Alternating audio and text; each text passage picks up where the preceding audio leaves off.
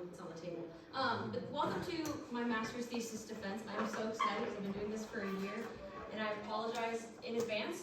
I have a lot of information to get through. I talk too fast, so tell me to chill when I need to chill. That would be so appreciated. Thank you. The project is called Perspectives in Service Music Teachers with Disabilities. We're going to go through a couple things. So first we'll talk about the history of people with disabilities in the United States. Hope to kind of contextualize why this topic is so important. Then we'll go through a literature review, just kind of what is out there, what is the foundation we're working off of, the method, the results, and then the discussion. And there's diagonally hanging there, or also in the back, is a QR code if you would like to follow along with the PDF. I know that's something I personally need, and I have captions. If you need me to enlarge them, let me know. So first, history of people with disabilities in the United States. I'm going to give a very brief content warning in advance. It's not pretty, so just mentally prepare for some rough topics. So, timeline of people with disabilities. Let's go with some starting points. In the 1700s, the people coming to the United States, people with disabilities were held essentially in glorified jailhouses. They were held in holding facilities. Think about 190, the size of that space, probably small. Very similar cement floors, less nice of walls. The documentation says that it was essentially, they were fed and they slept in very close quarters. But it was people with disabilities, which is what PWD stands for, criminals and paupers, which is the term for like poor people. They were all held within one facility. And so in the 1800s, the term is what it is, it's moral treatment began. And it started in the UK, and then eventually it came to the States. And essentially that put people less in these like holding facilities and more within like mental institutes and like more medical center type facilities. Think Schumann, he was in a mental facility at the end of his lifespan. Very similar type situation. In 1867, they're called ugly laws. And the first ugly law was passed in San Francisco, California in 1867. Go ahead and take a look at this. This is Chicago City Code of 1881. Chicago had one of the most strict ugly laws. And essentially it boils down to any person who is diseased, maimed, mutilated, or in any way deformed as so to be an unsightly or disgusting object. This is the literal text from Chicago City Code. They would be detained at the police station where he shall be well cared for until he can be committed to the county poorhouse. I question well cared for. But this law was not overturned until 1974. Again, 1974. That's a little over 30 years ago. Portland, Oregon, their law was also the same year. So Portland, Oregon also had ugly laws. It was throughout the United States. 1907, we had the first sterilization law passed in the state of Indiana. In 1905, there was laws banning marriage for specific with people with disabilities, similar category to the 1700s, who was categorized in that group. And in 1907, it went so far to sterilization. It went through and it was questioned against the 14th Amendment, and it was instated. This is the current sterilization laws in the United States today, as of 2022, I believe. 31 states, including Washington, D.C., have active sterilization laws. The way it goes is you have to have 2 physicians agree to have somebody be sterilized. This could be somebody with Down syndrome, it could be somebody with a high support, like sensory disability, it could be someone who's fully blind but has other disabilities. If they're a dependent, they're up for this type of action being taken. Alaska and North Carolina are the 2 states that ban forced sterilization. The remaining states outside of the 31 in Washington, D.C. have unclear laws. And that's as of today. So this was set in 1907 to 2025, and this is how far we have come. Then we go into developing access. First, it starts with 1954, the Brown versus Board of Education of Topeka, Kansas, which we all hopefully by now know that that's the removal of segregation within schools. This did not include disability, so this was specific to your race and background that way, but it was not including disability. 1964, we continued on with that track with the Civil Rights Act being instated. It also did not include disability. We actually did not start to have court cases that went through and had greater impact until 1972 with the Pennsylvania Association for Retarded Children versus Commonwealth of Pennsylvania. And this was specific to only developmental disabilities. Later on in that year, Mills versus Board of Education furthered the background between the Pennsylvania PARC versus Commonwealth, and now it expanded towards mental, behavioral, physical, or emotional disabilities. Later on, 1972, 1973, golden years for rights progression. 73, we had the Rehabilitation Act of 1973. How many of you have heard of the 504? Section 504. So that was initially stated within the 1973 Act. Regulations for this was not instated until 1977. So it took 4 years for regulations to be put into place. Regulations and guidelines essentially enforce the things that were put into law. Without these regulations, they didn't have to essentially follow through without consequences. There was a 504 sit-in in 1977, which is what ended up having those regulations put in place. And it was a 26-day sit-in San Francisco, California. Then we go on to 1975, and we have the Education for All Handicapped Children of 1975. This furthers inclusion of children in education and betters their academics overall. And then in 1990, there was enough change, inclusion of more disabilities within this protection. We have the Individuals with Disabilities Act of 1990. 1990 also saw the Americans with Disabilities Act. This is our Civil Rights Act for people with disabilities. It involved a Wheels of Justice march towards the Capitol, and then there was the Capitol Crawl. The Capitol Crawl was essentially people with mobility disabilities and varying other disabilities getting out of their mobility devices and climbing up the Capitol steps. So you'll see a video now of 7-year-old Jennifer, who is the cutest little thing, using what mobility she has control of to climb up the steps.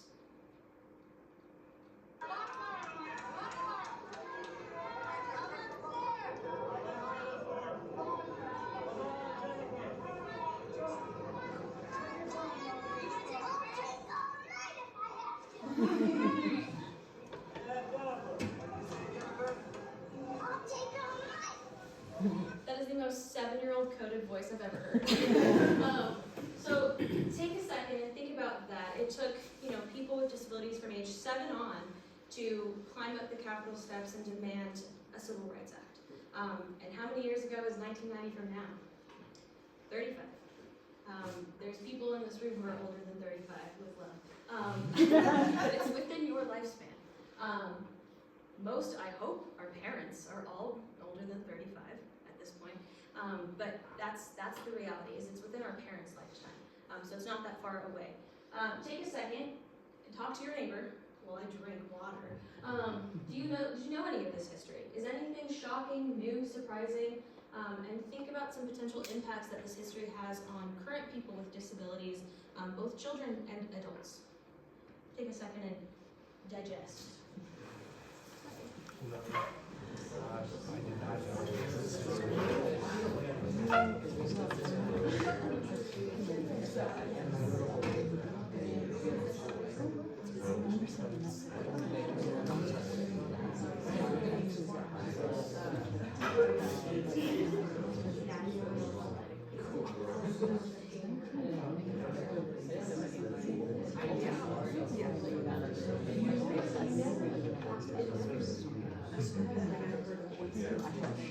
Five, 4, 3, 2. Thank you. Go class for management. Let's dive into the literature review. So the foundation for this project is limited. I'll say it that way. And so the way that I had to build this up is through a lot of research in other sections. So first, let's start by defining disability, because we're talking a lot about it. Let's start by going, what is disability in the first place? The Americans with Disabilities Act definition goes, has a physical or mental mental impairment that substantially limits one or more major life activities, has a history or record of such an impairment, such as cancer and remission, or is perceived by others as having such an impairment, such as a person who has scars from a severe burn. Think back to the Chicago City Code of 1881, unsightly or mutilated persons. This is so rooted in that, recognizing what the history is coming into it. Then the National Library of Medicine defines the medical definition of disability as the limitations related to a medical condition arise and begin to have a negative effect on essential life functions, such as walking, talking, seeing, hearing, or working, functions often referred to as activities of daily living. There's no community that it is specific to. I want to stress, communities' disability impacts is every single community. It's not bound by race, it's not bound by gender, it's not bound by sexuality. You can become disabled at any time. I was born disabled and became later more disabled. You can be hit by this is so graphic. You can be hit by a car. Your child can be born premature. Like, there is no look towards disability. There's a common thought amongst people with disabilities in our community that you are either disabled or pre-disabled. Think about your band director friends who've lost hearing.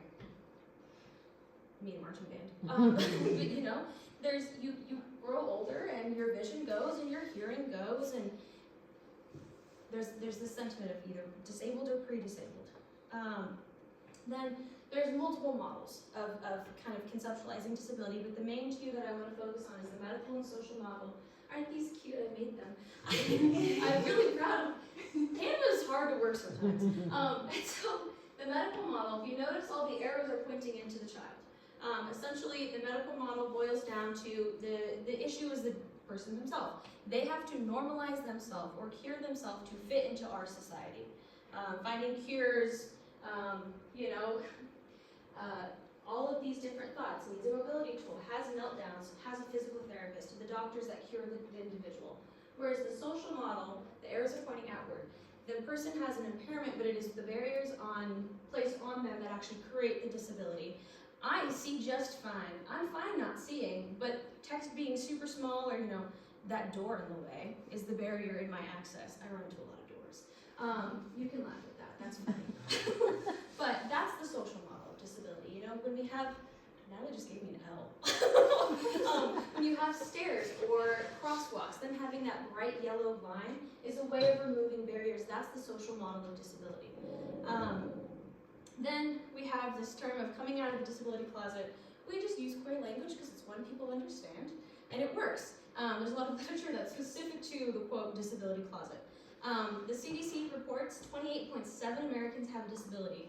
Look in this room, about 1 in 4. I'm one of those 1 in 4. But that's the average percentage.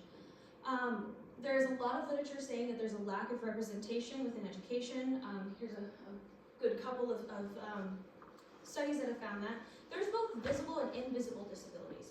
So I stand before you and I probably don't look disabled. However, you watch me walk in the sun and I probably look really disabled. There's tools, and we'll kind of talk about this more later, but this will create a visual disability. In theory, people look at this, they go, oh, what's that for? Huh? But these tools are designed to make those disabilities visible. A wheelchair user has a pretty visible disability, but then there's ambulatory wheelchair users that sometimes use wheelchairs, sometimes don't. And so disabilities can become visible or invisible. It's really situational. So there's this idea of having to come in and out of the disability closet. I teach a classroom, and you probably can't tell that I can't see you because I pull it off really well. But there's a lot of times that I have to disclose, if you raise your hand and I haven't called on you for half an hour, I don't hate you. I just can't see you. And so there's different things like that of having to come out of the disability closet. There's various dilemmas within disclosing. There's a study done in Israel that is very centered around physical disability, so it doesn't recognize cognitive and developmental and sensory disabilities, but the physical ones. It's Talawan and Shapiro-Lachinsky. I apologize if I said that wrong. And they found that there's 4 main dilemmas. There's coming out of the disability closet dilemma, the classroom management dilemma, the equality versus equity dilemma, and the healthy self dilemma. And it boils down to essentially, do you prioritize your health, ability to unmask, specific to divergent disabilities like that, and then to seek accommodations, or do you prioritize your safety and relationships, job security, and public perception? So that's the overall concept of the disability closet. Then we have perspectives of pre-service teachers with disabilities. These are two music pre-service teachers. Parker and Draves, their 2016 study talks about essential functions within disability. Their 2017 study is the perspective of two pre-service teachers with a vision impairment, Lindsay and Antoine. And their stories are so vastly different. Lindsay received timely Braille scores and other accommodations, whereas Antoine had started teaching by the point that he actually received those scores. And if you've ever seen Braille, I wish I brought some because I have some. It's a lot to do. A lot of it's hand punched and you have different things and you have to prick it in. So it takes a long time. Music Braille is a whole other journey. But not having access to those scores essentially makes it to where you're just having to listen, memorize and digest and kind of find, okay, this happens at this bar number, and so I'm going to remember that this is that bar. But that's what he was faced with having to do. Lindsay's voice was heard in her accommodation plans, whereas Antoine had accommodations placed upon him without his consent. This was specific to a classroom aide. Lindsay liked having a classroom aide for classroom management, and Antoine said, no, I want to do it myself, and was told, no, you need to have this aide, we think it'd be best for you. Lindsay received positive support from her professors, such as listening to what accommodations she wanted, whereas Antoine struggled with perceived competence. Lindsay graduated with her teaching license and went on to get a master's degree, you'll see her in the next study, and Antoine did not graduate with his teaching license, but did obtain his degree in music education. Parker and Draves and Spears' study in 2018 goes into music education major, so now Lindsay's in her graduate program. There's another participant who's an undergraduate music education student. There's two main themes. One, that they need to consistently reveal their disability in every new environment. You'd think vision impairment's a pretty clear disability, but it's really not. I mean, I think I appear very sighted, but also what does that mean? And so their success was reliant on their professors' understanding and ability and willingness to accommodate their needs. And the second theme was feeling of needing to reach beyond the impairment, seeing that they lived within the boundaries of their disability itself and that they were kind of confined to that. So the graduate student shared that she felt as though she was not fully listened to until she was on a more even playing field of contributing something, such as being a master's student. So those are the perspectives that we have access to. And perspectives of in-service teachers in other fields is limited, and within music education is even more limited. So let's go into this study. I've found within the literature that there's this severe gap within the literature that we have access to. And so first I wanted to ask, what is the experience of in-service music teachers with disabilities? We have pre-service, but what's happening in the in-service world? The second question I asked was, what can teacher education programs, that's like what you're getting your teaching license, music education majors, that's what that is, public education, and the communities they reside in learn from these narratives that can better help support this growing community of people. I used Facebook to get people, I know I'm old, so I apologize if you saw me, just please partake in this research. But I put it into a lot of different Facebook groups. I'm on my Facebook, I don't go on it anymore because there's so many Facebook groups now. There's 4 Oregon-specific groups. It was broad between elementary, general music, band specific to middle school, Southern Oregon band page, or music education page, new directors of music education, there's choir. So there's a broad range of groups that I sought, to advertise into. 12 groups approved the posts. 1 is dead. 1 group just doesn't exist anymore. The page is up, but it's not being posted into. And then the second group just never approved it. And so that's how I found my participants. Within that, I have four lovely participants that said, yes, I would love to be part of this project. So let's talk more about them. First, we have Alex. Alex completed 6 one-hour interviews. She's currently a middle school band director in Atlanta, Georgia, around the suburbs, Atlanta-ish. She's currently a PhD student in education, although by now I know she was defending her thesis or dissertation a couple of weeks ago, so she might be Dr. Alex by now. I hope so. Dr. Alex, pseudonym is Alex, but Dr. Alex. She's in her 6th year of teaching. She teaches band and chorus. She liked the word chorus, so I kept chorus. And then she has autism, ADHD, PTSD, generalized anxiety disorder, and they were all diagnosed in her late 20s. disability closet by choice, because with autism and ADHD, there's no visual indicator. She's unapologetically open about her disability. Then we have Jennifer. Jennifer completed 4 30 to 45-minute interviews. She's currently a high school band director in Oregon. She's on her 26th year of teaching. She's taught band, orchestra, general music, percussion, and jazz band.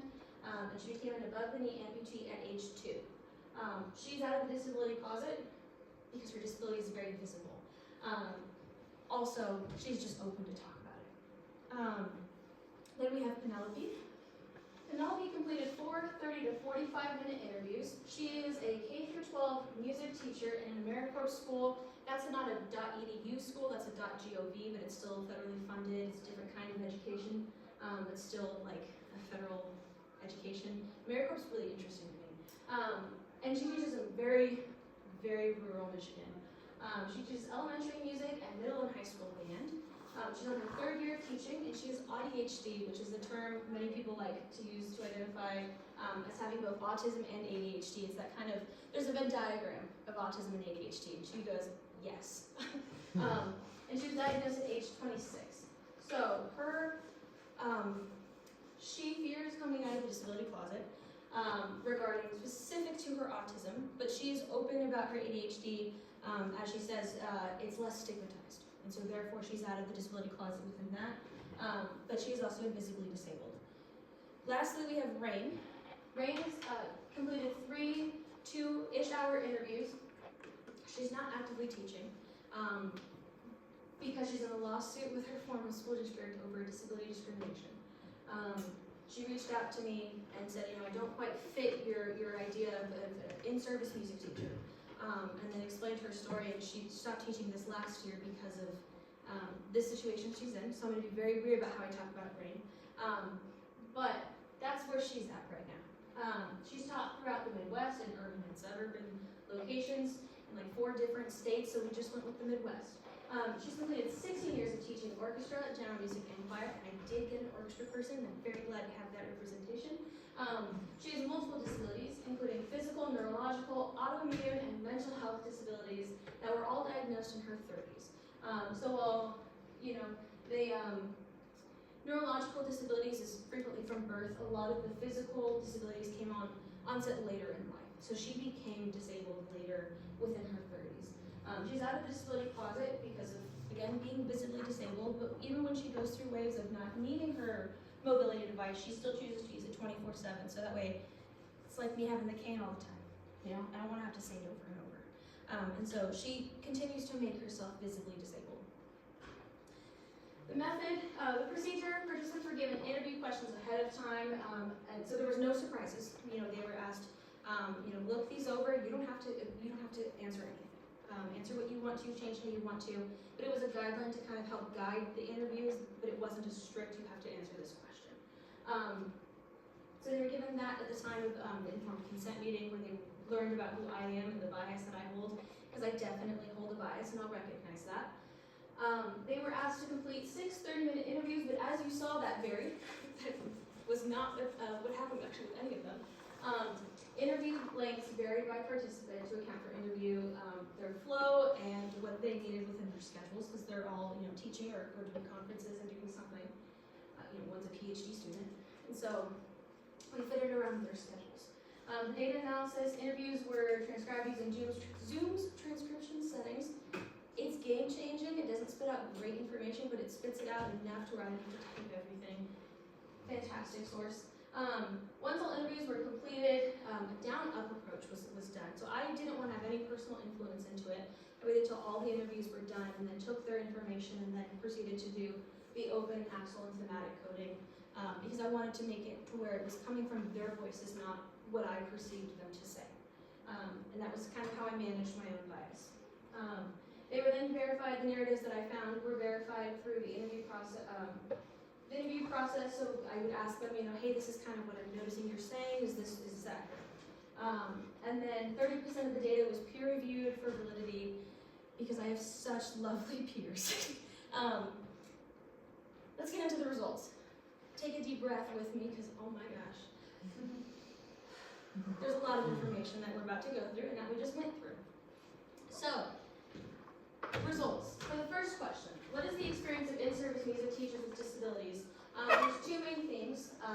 complex terrain of disclosure, which is a term that I found that was just, how do you go about, there's good and bad parts of it. It's complex. Do you think about the dilemmas?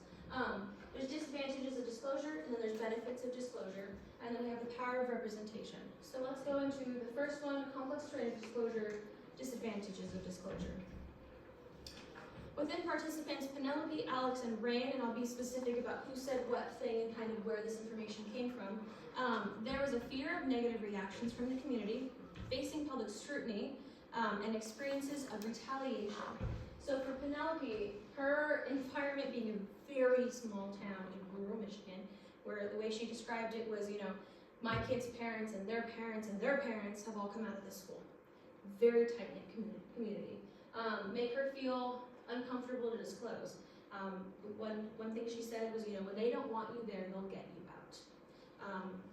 She didn't want to put, quote, the nail in the coffin to push for me being gone. Alex faced verbal and physical negative reactions to her disability throughout her teaching experience. And here's a quote from Alex that kind of describes what some of these situations looked like and how her disability came up within her job.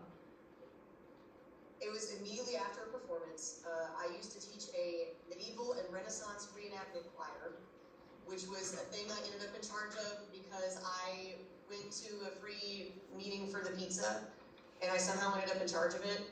It was, again, just like strange things happened to me. So I ended up in charge of this choir for like 3 or 4 years. It was actually a really cool experience. We were at a reenactment event, and we had just finished performing. And it was at a campsite, and we got back to our cabin, and I'm on this like performance high. And a girl comes into our cabin and was asking me about the performance. So I'm already excited, I have all this adrenaline. She's asking me about the thing I'm so excited about. And as I'm talking, she takes her hand like this and pops me in the middle of the forehead and says, "Off button." And I stepped back and I looked at her and I was like, "Excuse me?" And she said, "Well, you realize you're a bit much, right?" And Alex is very explicit about her autism and ADHD. And so she is not shy to tell anyone. And she kind of wears it as a shield to let people know that if you do certain actions, you do this knowing that I'm this way. ADA accommodation denials was something Alex faced as well as Rain with ADA accommodation denials. In Alex's case, she had asked for assistance, and they told her to get a new psych eval.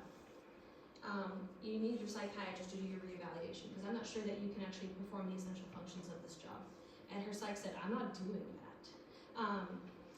Within Rain, so they knew of her disability and knew of the path that she had to get cleared to teach and do all the things, and they used that. For Rain, ADA accommodation requests led to retaliation from her employer. I stated earlier that she's in a lawsuit. She asked for formal requests, and they said, "Well, we actually need to move you to a different job now, because you can't perform the essential functions of this job now." Despite being a successful teacher for 16 years and being at that job for a good couple of years, putting in the AD request gave them the path to choose to go down this route. On a lighter note, there's benefits of disclosure. All participants felt a benefit. Increased student understanding and willingness to assist with disability needs, seen within Alex, Jennifer, Penelope, and Ray, that's awesome. An ability to ask for accommodations and understandings from Alex, Jennifer, and Ray, and transparency within the job interview process seen between Alex, Ray, and Jennifer. Alex and Ray specifically, they found ability to ask for assistance from students with physically demanding tasks, such as help me put these chairs away, grab this certain instrument, things that required physical things that they may or may not be able to do at a certain time.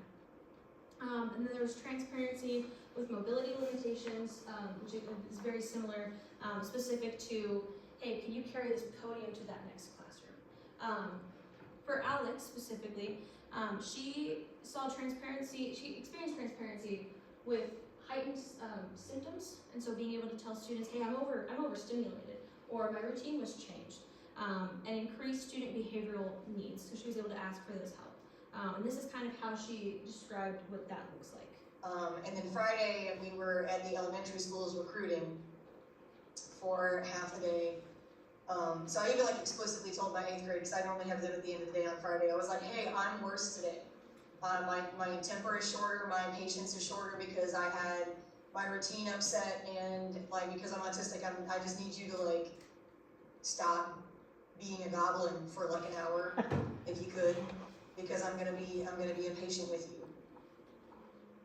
I love Big Goblin. It's so real. Middle school band director, by the way. And then Penelope, who's disclosed ADHD only, so this goes for just one side of her disability that she's chosen to disclose. She has noticed her students that are like more aware of her situation actually give her supports. Here's what she kind of has to say about the classroom environment. So I think with the ones that I'm more connected with, they're more, I don't know exactly the right words for it, but like they give me more accommodations almost. Like one of my kids that I took to honor band wanted another copy of one of the honor band pieces and kept asking me to print it out for her. And I kept forgetting, so she went and got her pack of sticky notes and put like 20 sticky notes around the band room saying, print the Incredibles. Which is, that takes a level of student understanding and knowing your teacher will not be mad at you for putting 20 sticky notes around their classroom. And that's the environment she talked about within her students that get it. Between Alex, Jennifer, and Rain, they all said that disclosing their disability within the interview process allowed them to kind of gain insight into the morals and perceptions and ideas behind future employers. Kind of, will they be accepting and accommodating? And if they're not, I don't want to be there. They all said almost identically the same thing, but here is Alex saying what she had to say.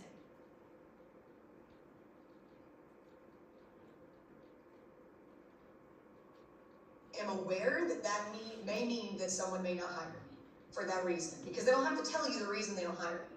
Technically, legally, they can't say, I'm not hiring this person because they're autistic, because that's discrimination. But they might say, oh, I just feel like she's not a good fit. Mm-hmm. And in their head, they're like, she's not a good fit because she's neurodivergent. But I don't want to be at a school that's not going to hire me for that reason anyway. I don't want to work for an employer if the disability is going to be an issue, was something all three of them almost verbatim said the exact same thing. Let's go into the next section, the power of representation. Kind of what does representation do? So between Alex, Jennifer, and Rain, they all saw disability as a tool to inspire change, and representation overall increased normalization and student self-acceptance. For Alex specifically, she found that within her being so open, and every time she talked about how she teaches, she goes, well, I'm just going to keep telling them I'm autistic. Is very open about this. It helped normalize, the word autism. She noticed that students started to control each other's language. They hear a word that the R slur gets thrown around a lot in middle school classroom, and they started to essentially patrol each other's language, just because they go, the teacher is autistic, right? Then students learning how to self-advocate. Self-advocate. She is very open. Again, that's so much of Alex's narrative is essentially how open she is. She had a half day with the sub coming in, and the students come into class early, and she's transitioning from the teacher to the sub. And a student comes up to her and goes, "Hey, can you tell the sub that I'm different? Like there's something else going on. I don't believe this child had a plan or any sort of formal thing." And Alex had just been making accommodations for this child. And she's like, legally, I can't. Like, I can't do that. But I'll go with you if you want to talk to the sub. And that was something that she saw happen within her students of, I can just tell people and ask for those accommodations. And so that's one thing she saw with a lot of her students.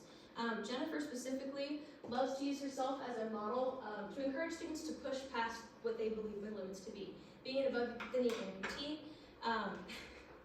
teaching marching band. She was like, well, I did it for 4 years, and are you in pain or are you just tired? I think I'm just tired. Okay, well, I'm here, let's do it together.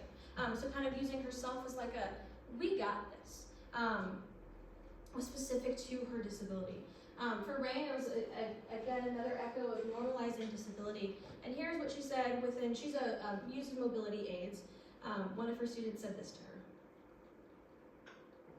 I had one student who'd be like, yeah, I was at the mall yesterday and I saw a girl with a cane that looks a lot like yours, and just being able to speak about things like that, I think it's so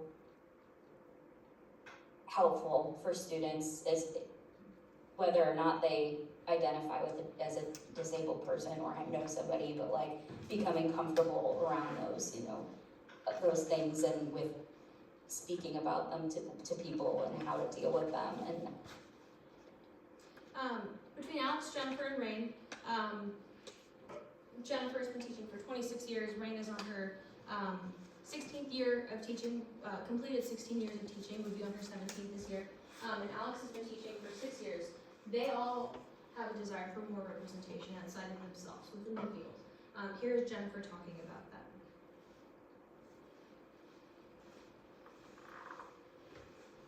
Yeah, it's remarkable how few people with visible disabilities I've met in my profession.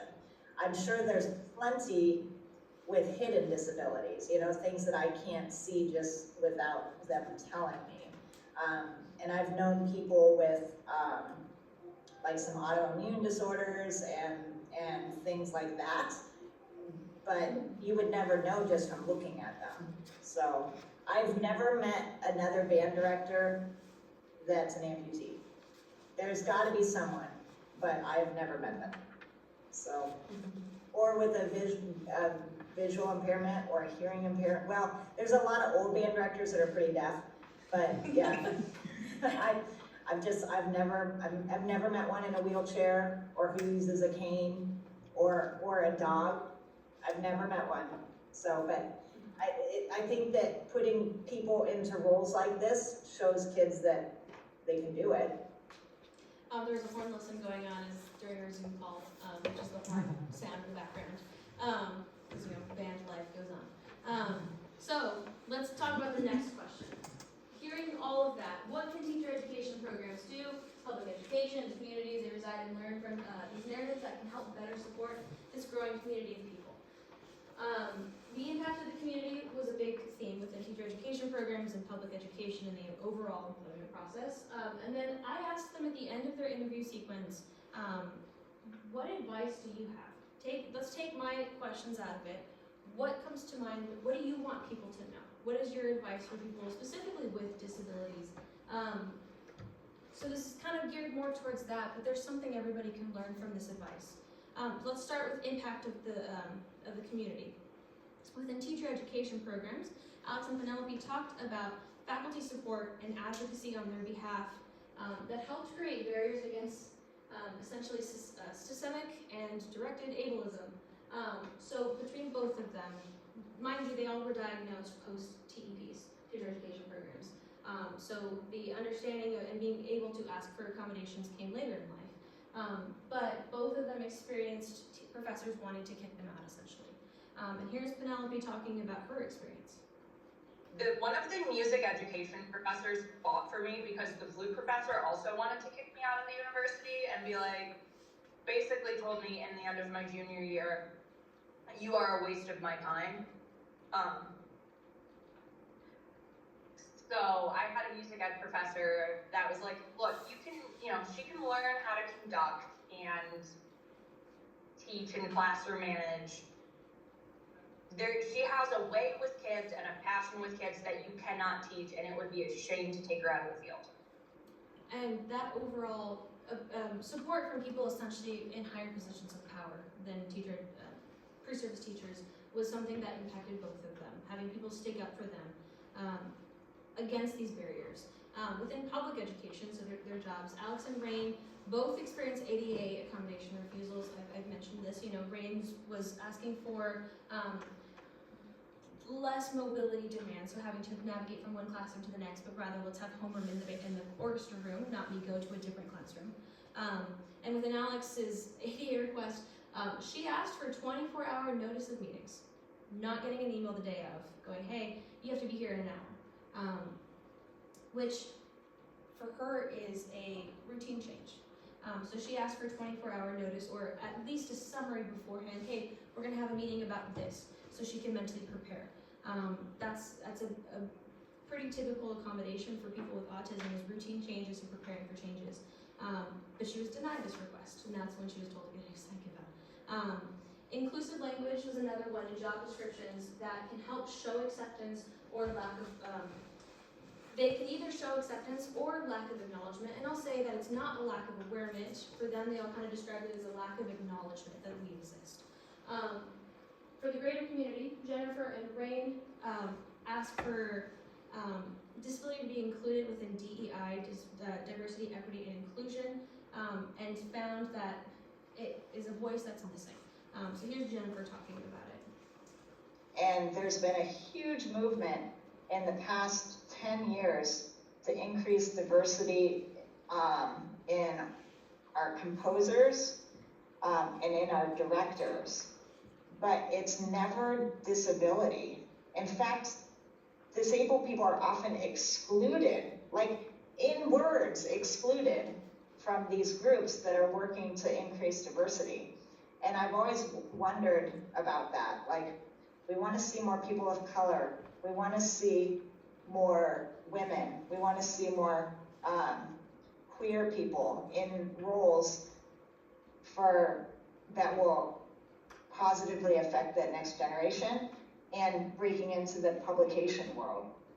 But never ever is it disabled people. So that's a lot of what they pushed, is this idea of why doesn't DEI include us? Next on to their advice that they had for people with disabilities. They all pretty much said something very close to start your advocacy now. Take the time during high school, because it was specific to people thinking about going into music education, pre-service teachers and in-service teachers, and for all three, there was a sentiment of go practice it now. Within your high school program, within your undergraduate school, as a pre-service teacher, just start doing it. Just start asking for these accommodations of, hey, can you actually send me this in an email? Something like that was something that they had said. Jennifer says specifically, be resilient. She says, I think being resilient is going to be an important characteristic. If you want to do it, you will find a way. And being disabled from birth and now in her 26th year of teaching, that was something she stressed multiple times within our interviews. Penelope and Rain both suggest find your limitations. We are licensed K through 12 band, orchestra, choir, general music. That's a lot to be licensed under. And they both of them said there's a part of the field that best suits you and acknowledges the needs that you have within your disability. So here's Rain. Says go see what's going on there, and you'll see pretty quickly if like, oh my gosh, this noise level is not going to work for me. Like, that's something I think I would have noticed in elementary when I went.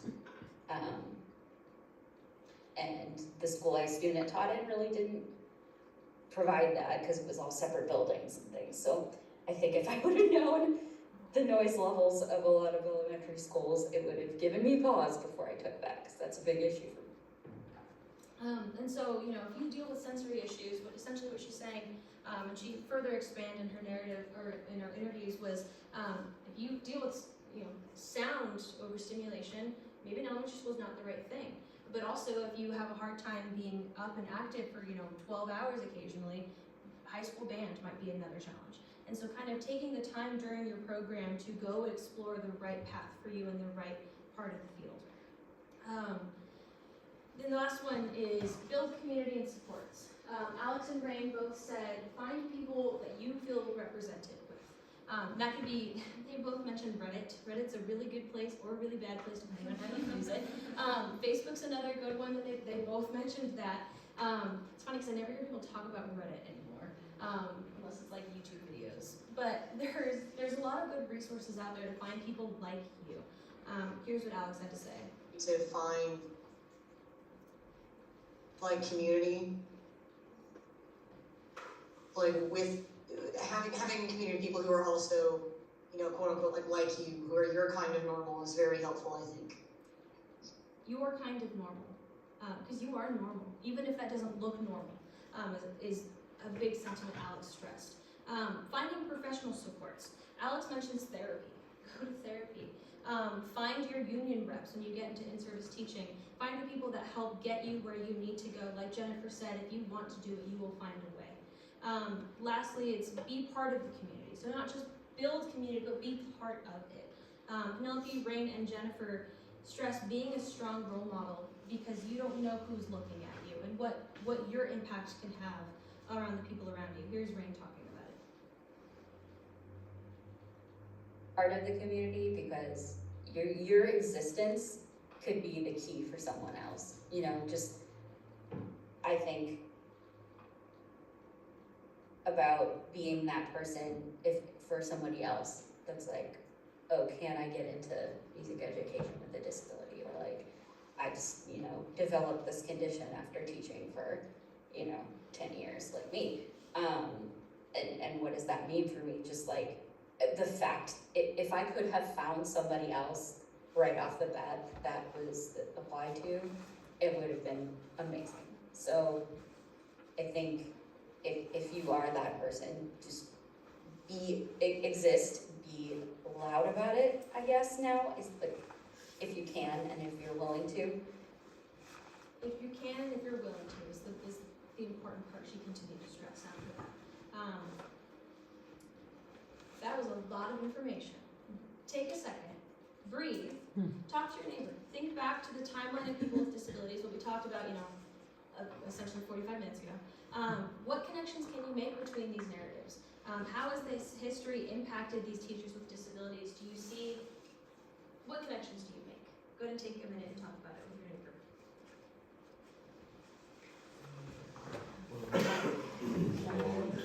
I'm Stanley.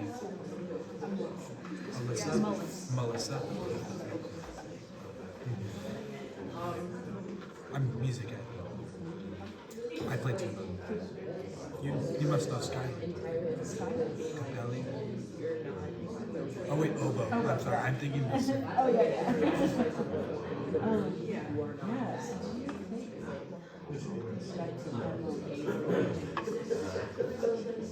Like this is a very timeline versus me.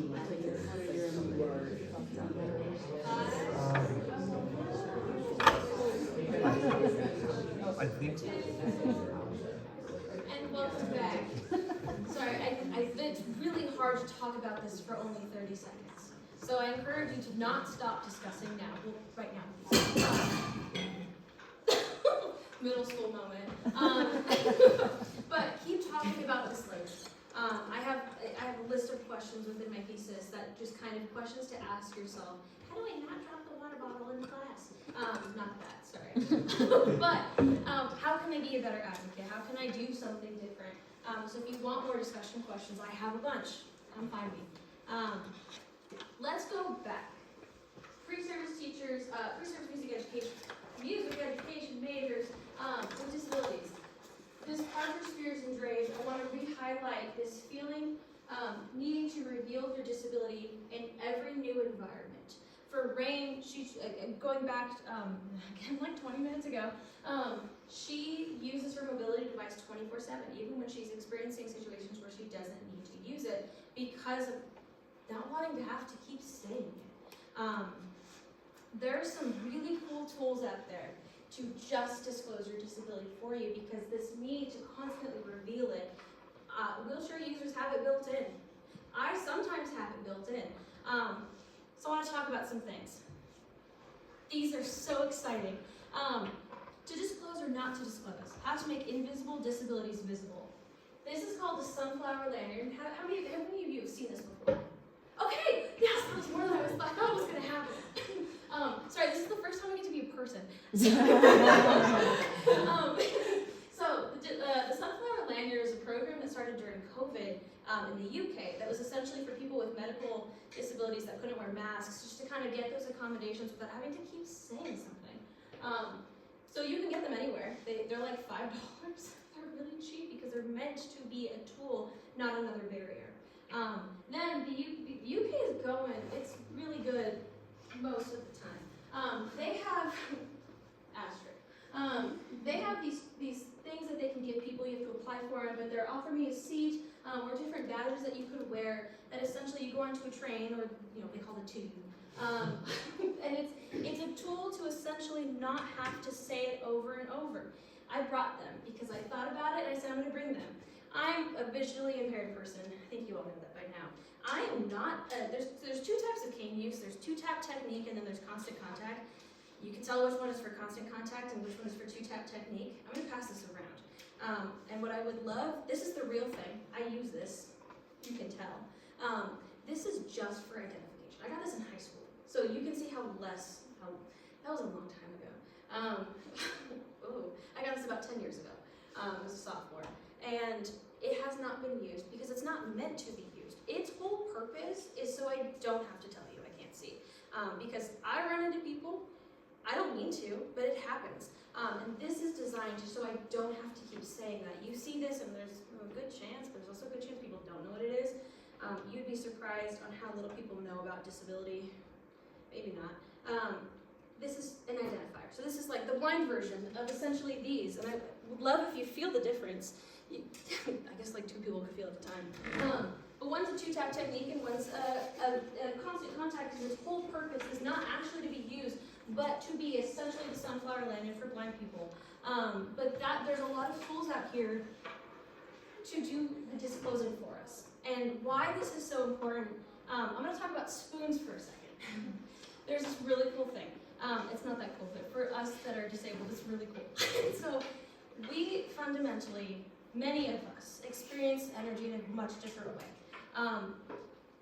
Just don't whack anyone with it.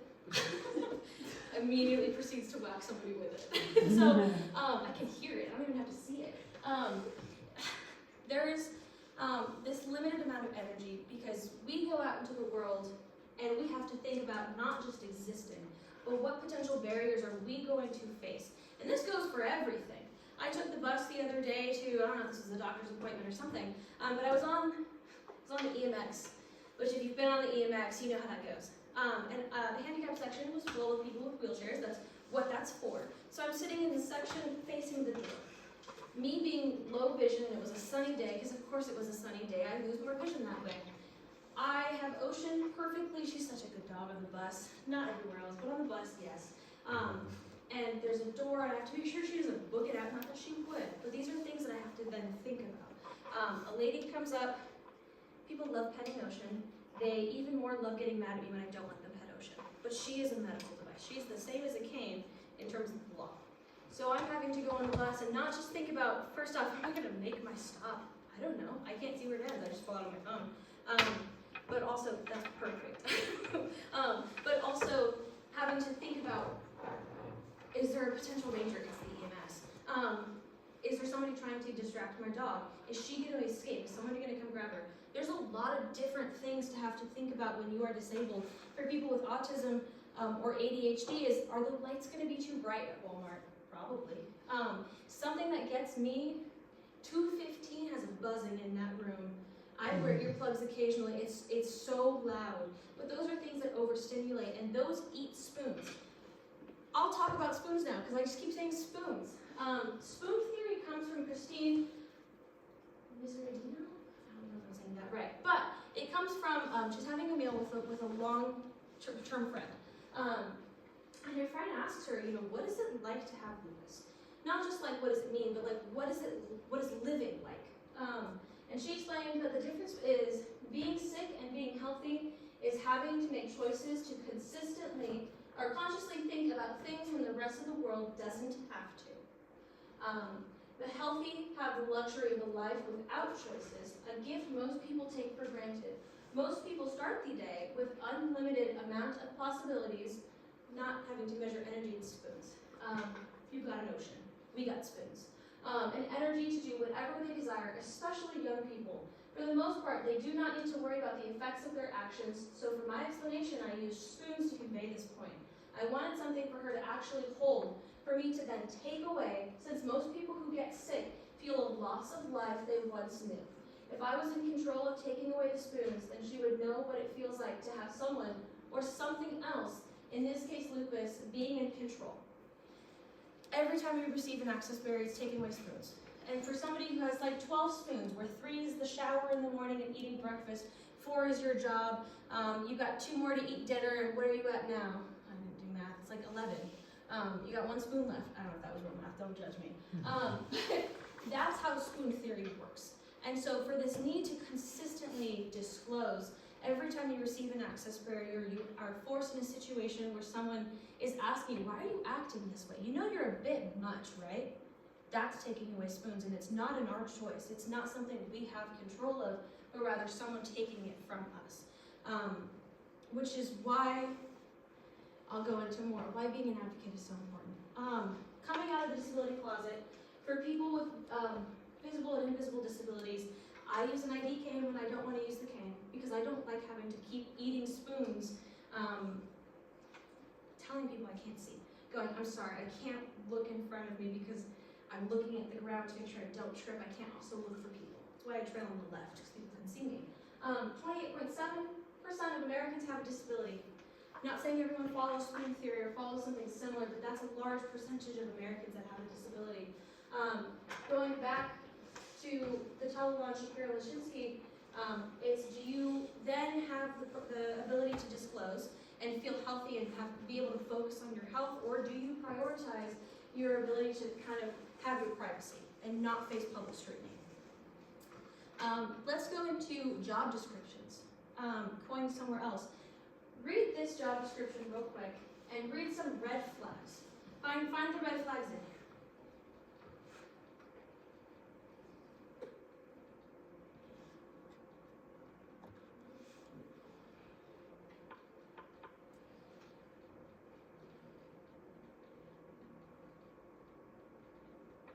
This is a real job description. I went on School Spring and just clicked random schools and found the biggest one. I have no clue what school it was, because they're all just a copy and paste document from the ADA, that you can select the ones that you want for your job. And so they're legal language. These are legal. This one specifically, I'm going to point out some things. Frequently required to stand and walk. Sit is not included. Use hands and fingers to handle and or feel objects, tools, gets into really specific motor functions. The employee must frequently squat, stoop, or kneel. Reach above the head, what? Specific amount of inches. They're not going to measure you unless they do. The employee occasionally uses hand strength to rest items. This one got me. The employee will frequently bend or twist at the neck and trunk more than the average person while performing the duties. Okay. Move 50 pounds, that's a pretty standard one. And then there's something else that got me. Close vision, color vision. And it gets really down to the sensory disabilities. So reading this is not the exhaustive list. This is a small list of people who this job description, upon looking at, there's always the with or without accommodations. Sorry. You get a pass in, huh? Dwarfism, muscular dystrophy, arthritis, carpal tunnel. A lot of people in music get tendinitis. That's one that would be, sorry, you can't perform the essential functions without accommodation. Sensory disabilities, color blindness was a big one. Wheelchair users, people who had a car accident and have related injuries.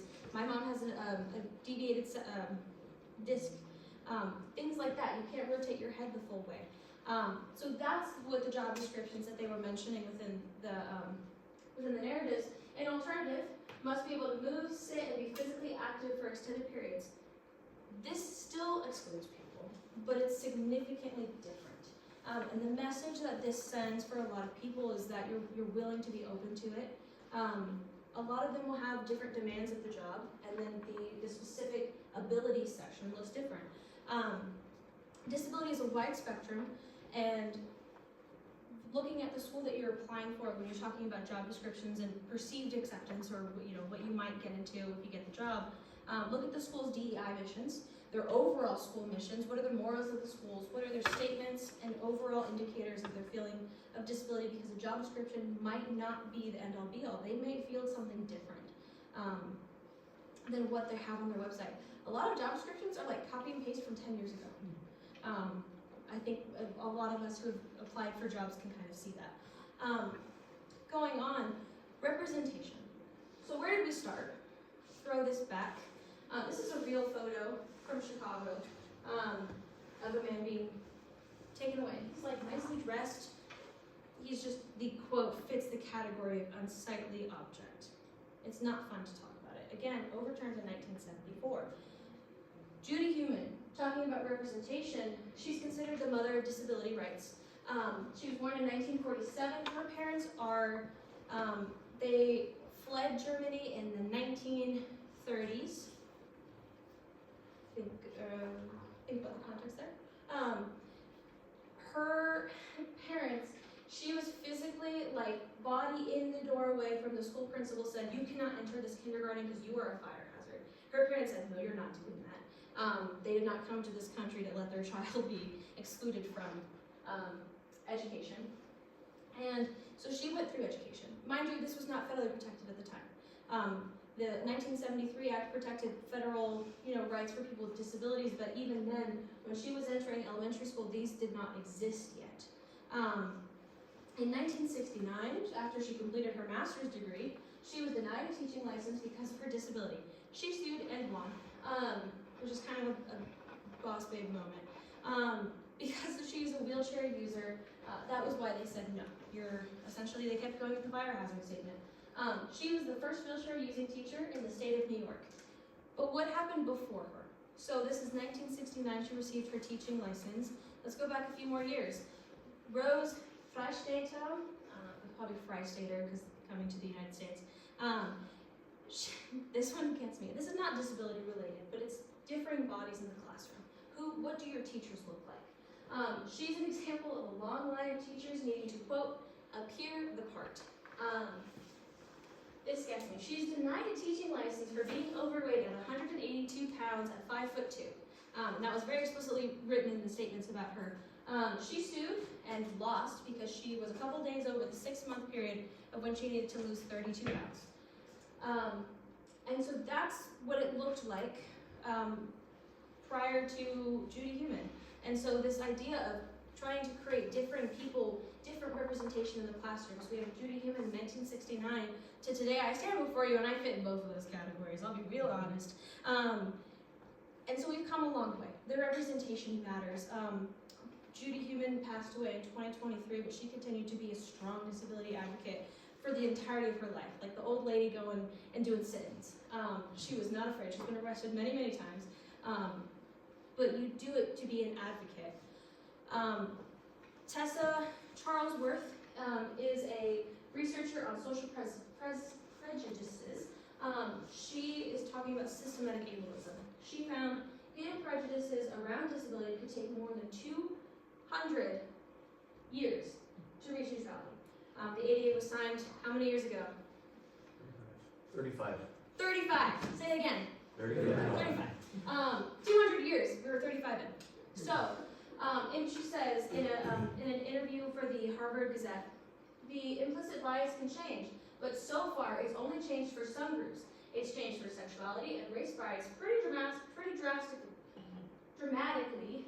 Vision's hard. Sexuality bias has dropped 64% over 14 years, but it hasn't changed at all for disability, age, or body weight bias. Disability bias over 14 years has shifted by 3%. The disparity between change in sexuality bias and the stability in disability bias is massive. 35 years. Keep going on. Let's talk about their advice now. What can you do? As a disabled person or as not a disabled person, overall, be an advocate. Call out negative behaviors. You hear something that doesn't sound like kids should be saying it, or adults. Say something. Hey, that's not very nice to say. Share your experiences, and if you don't fall into that category, uplift the voices of those that do.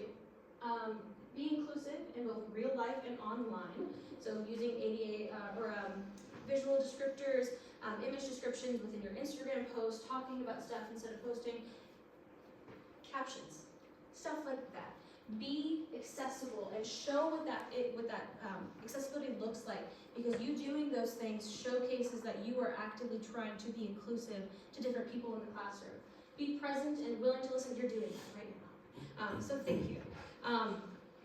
All of this matters. You go on social media and stories sometimes get watched, but post the things that you're like, hey, this is a cool thing, or hey, I believe in this. Things like that strangely have a pretty big impact. And if not outside of your community, still within your community. And why this is so important, Shafiq King and Rontal is any of that correct? I apologize. In 2021, did a study, and 40% of adults with a debilitating disability or chronic condition report feeling lonely or socially isolated. This report continued to go on and say that prolonged loneliness equates to 15 cigarettes a day. So there's medical complications with prolonged loneliness. And that's why being an advocate and even just telling people that you recognize they exist has more impact than you may think it does. Different implications for music education, we just need research. Doing research on how to deconstruct ableism or the different narratives of in-service teachers or even continuation of pre-service teachers. Dr. Silvera is doing research on pre-service teachers right now. This is something so needed within this field. Shout out Dr. Silvera. Just talking about it even, being present here still has so much impact within the field. I hope that you all go onto your programs and have an idea of awareness of people with disabilities, because it's not just adults, it's not just children, it's all of the above. Barriers should not have to be met by disabled people in order for communities to tear them down. I don't know when I came up with that, but that was like one of those moments where I go, oh, my brain's cooking. So, you can do it preemptively and proactively is removing these barriers. Think about the social model of disability, focusing on how to remove the barriers so that way they don't become an issue. Going on, there's a long list of references. I won't make you read that. But that's all I have for you. So thank you for letting me talk for an hour and 7 minutes.